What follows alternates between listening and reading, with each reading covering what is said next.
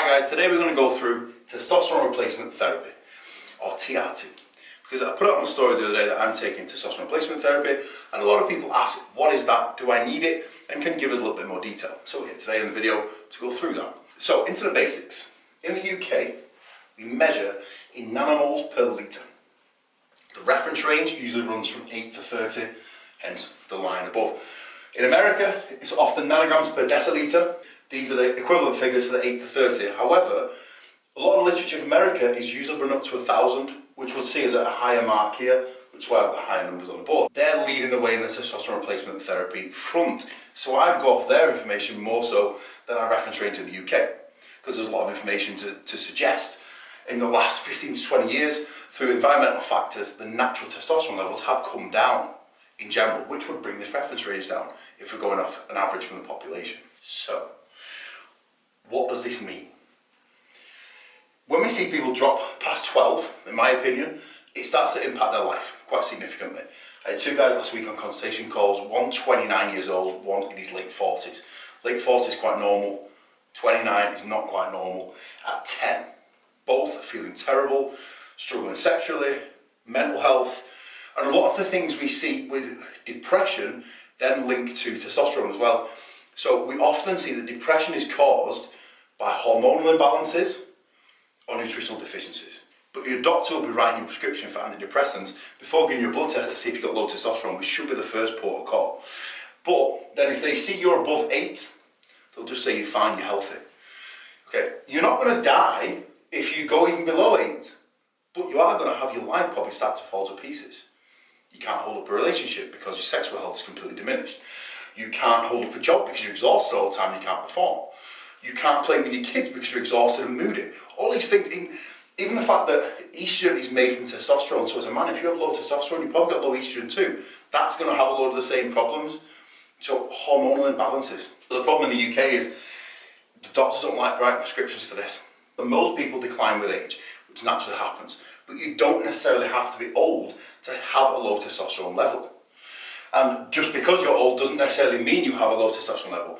We see the odd case of old people where it's quite high, and we see quite a few cases of young guys being very low and not knowing why.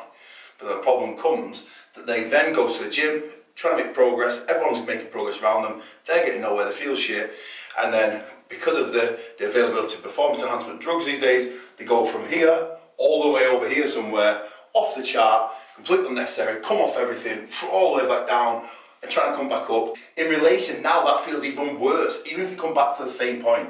So they're saying they can't recover, when actually they just had low testosterone in the first place and probably didn't get a blood test. So if any of you guys out there, this will probably sound quite common. Because I had two cases, as I said, natural decline with age or previous usage and coming back down are the two main causes for testosterone replacement therapy usage. So the big question then comes into, do we need to be on testosterone replacement therapy? Well, we've got our guys that have come from an unsustainable super physiological level over here somewhere and come back down, often seeing that they come to here, but they're saying we're off, which is what I said in my story the other day.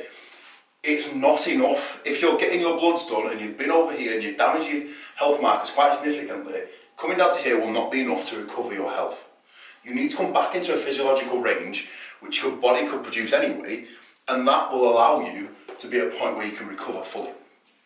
Because being up here somewhere is still too much stress to your body. Then we also have people like myself who's declined with age, and on a blood test come back here, a 14 nanomolar, which I've now been on hormone replacement for about 4 years because it wasn't enough to maintain what I was doing. The amount of stress I put on my body, and obviously the physique I have and everything else I do with my career, essentially as an athlete at this stage, with teaching classes, training people and everything else. So it wasn't adequate to be here. My life was starting to really suffer, so I'm up here most of the time and getting regular blood work, getting regular checks, and also working with an endocrinologist to make sure that all this is running properly, along with my thyroid replacement, which I've had since I was 20 as well, and just making sure that your body has the right amount of hormones it should have to function properly, and that's not then causing unnecessary stress on your body, which, like I say, being up here is going to be doing. So a lot of you guys who are feeling shit, maybe not seeing progress in the gym, before you decide to go up here, do yourselves a favour and get a blood test.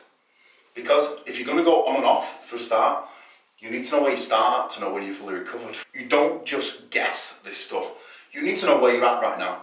And not just with testosterone, but with your full blood panel. So I'd advise you to go something like Medichecks, go on there, get something like the Ultimate Performance Package, and see everything. And then if you need testosterone replacement, you'll know that, and you won't have jumped the gun and gone down here somewhere and gone to a ridiculous, unsustainable level. And you may have just been absolutely fine here and seen great progress and unnecessary to ever go above that, and this you can run indefinitely. And you can fight that corner with your doctor with the blood test. And then for you guys that are going to go up here somewhere, maybe your goals just surpass what is capable naturally with this top level, then you still need to know where you start at, and you need to know where your bloods are at to see if they're being impacted, see how severely, and to know when you're recovered and know where your TRT levels are at. So all these things are very important. You have to get your blood work done, you have to take care of your health. You have to understand that being over here is not maintainable for long term. Being here most likely is for most people. However, you also want to try your best to work with your doctor, as I do, working with endocrinologists, to get a second opinion on all this stuff as well, and get my bloods done through them and privately. So I've got all the information noted down, and I've been open and honest to get the best help possible. Any questions, drop them in the comments below, or send me a message and I'll help you guys through all this stuff in person if you need it.